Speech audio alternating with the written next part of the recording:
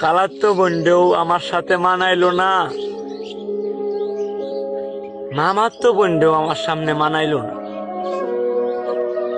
মানাইলো শুধু আমরার বুইরে নানি রে।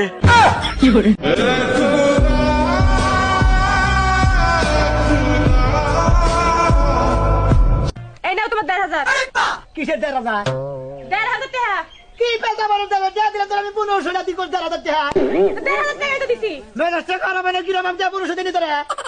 না না না না না না না না না না না না না নারে না না না না না না না না না না না না না না না না